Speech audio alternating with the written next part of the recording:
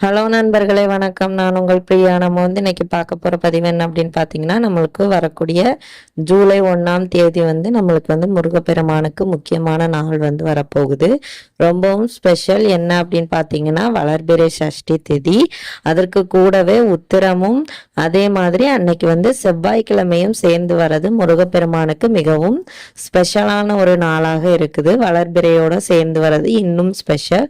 So நீங்கள் இந்த பதிவை பார்க்கக்கூடிய முருக பக்தர்களாக இருந்தீங்க அப்படின்னா, ஓம் சரவண பவா போற்றிங்கிறத நம்மளோட கமெண்ட் பாக்ஸில் கமெண்டாக போஸ்ட் பண்ணுங்கள். நம்மளோட சேனல் நீங்கள் இதுவரைக்கும் சப்ஸ்கிரைப் பண்ணாமல் பார்த்துருந்தீங்க அப்படின்னா மறக்காமல் சப்ஸ்கிரைப் பண்ணி வச்சுக்கோங்க. இது போல் முருக சம்பந்தமான பயனுள்ள தகவல்களை நீங்கள் தொடர்ந்து பார்த்து தெரிந்து கொள்ள முடியும்.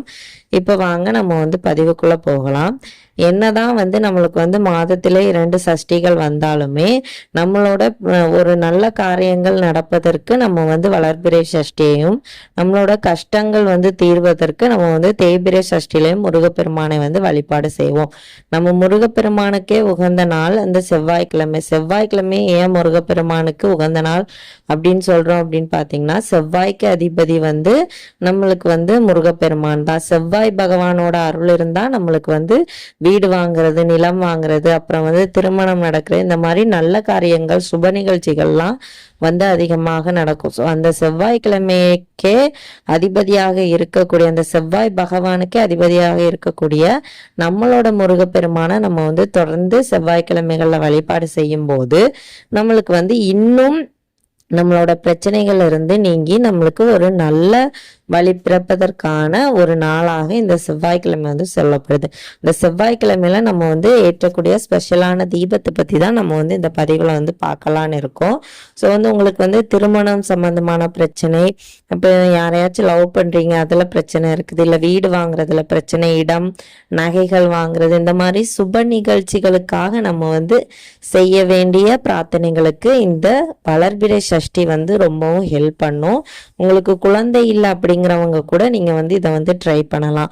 அதிகப்படியான கடன் சுமை இருக்குது அப்படிங்கிறவங்களும் நீங்க இந்த தீபத்தை ஏற்றினீங்க அப்படின்னா கண்டிப்பா முருகப்பெருமான் நம்மளோட பிரச்சனைகளை தீர்த்து நம்மளுக்கு கடன் சுமை குறைவதற்கான ஒரு வழியை நம்மளுக்கு காட்டுவார். அது என்னங்கிறத பத்தி நம்ம இந்த பதிவுல பார்க்கலாம். அதற்கு தேவையான பொருட்கள் என்ன அப்படின்னு பாத்தீங்கன்னா, ஒரே ஒரு செம்பருத்தி இலை, ஒரு செம்பருத்தி இலை இல்லை 6 செம்பருத்தி இலை தேவை. ஒரு செம்பருத்தி இலை வைத்து நீங்க தீபம் ஏற்றுறீங்க அப்படின்னா உங்களுக்கு ஒரே ஒரு மண் அகல் விளக்கும் ஒரு திரியும் தான் தேவை.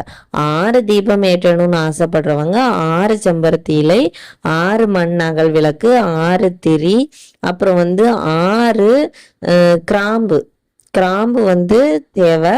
அப்புறம் ஒரு துண்டு பச்சை கற்பூரம் எல்லாத்துலேயும் கொஞ்சம் கொஞ்சம் போடணும். ஸோ இவ்வளோ நம்மளுக்கு தேவையான பொருள். எந்த நல்லெண்ணெய் இல்லாட்டி நெய்யில் நீங்கள் தீபம் ஏற்றணும். அந்த தீபம் ஏற்றதுக்கு முன்னாடி இந்த கிராம்பையும் உள்ளே போட்டு அந்த பச்சை கற்பூரத்தையும் போட்டுட்டு அதுக்கப்புறமா நீங்கள் தீபம் ஏற்றுங்க. அந்த பச்சை கற்பூரம் எப்படி அந்த அந்த சூடில் கரைஞ்சி ஆவியாக போகிறதோ அதே மாதிரி நம்மளோட பிரச்சனைகளும் கூடிய விரைவிலேயே கரைந்து விடும்ங்கிறதுக்காக தான் இந்த பச்சை கற்பூரம் போட்டு நம்ம தீபம் ஏற்ற சொல்றோம்.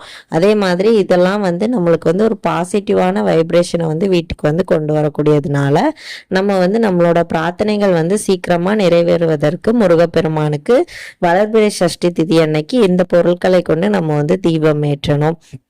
அதுக்கு முன்னாடி நம்மளுக்கு அன்னைக்கு செவ்வாய்க்கிழமையும் வர்றதுனால இதற்கு கூடவே இன்னொரு பொருளையும் சேர்க்கணும். நான் சொல்ல மறந்துட்டேன். துவரம் பருப்பு அந்த செவ்வாய் பகவானுக்கு உரியது. ஸோ அதனால இந்த துவரம் பருப்பை அடியில விரிச்சிட்டு அதுக்கு மேல இலைய வைத்து தீபம் ஏற்றுங்க.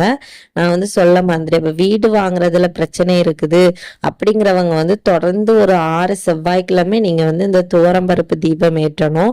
அதே மாதிரி கடன் பிரச்சனை இருக்கிறவங்களும் 6 செவ்வாய்க்கிழமை தொடர்ந்து அந்த துவரம் பருப்பு தீபம் ஏற்றினீங்க அப்படின்னா கண்டிப்பா உங்களோட பிரச்சனைகளுக்கான முடிவுகளை முருகப்பெருமானை தருவார்.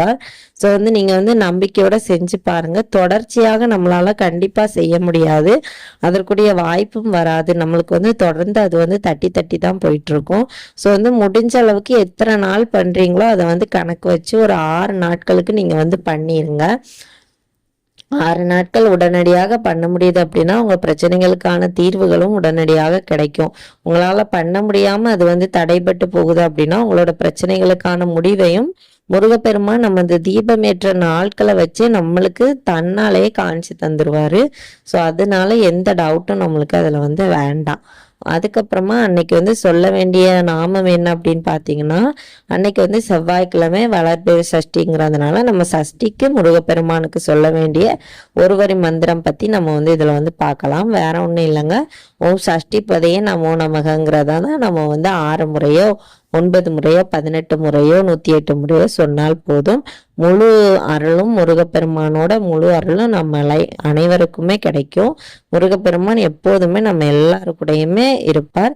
இந்த பதிவு வந்து கண்டிப்பா ஒவ்வொரு முருக பக்தர்களுக்கும் உபயோகமாக இருக்கும்னு நினைக்கிறேன்.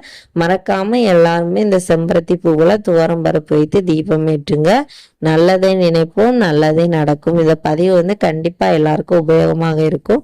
உபயோகமாக இருந்தது அப்படின்னா லைக் பண்ணுங்க. உங்கள் நண்பர்களுக்கும் இந்த பதிவை ஷேர் பண்ணிட்டு நம்மளோட சேனலை மறக்காம சப்ஸ்கிரைப் பண்ணி வச்சுக்கோங்க. இந்த வீடியோவின் முழு பதிவை பார்த்த அனைத்து நண்பர்களுக்கும் மிக்க நன்றி.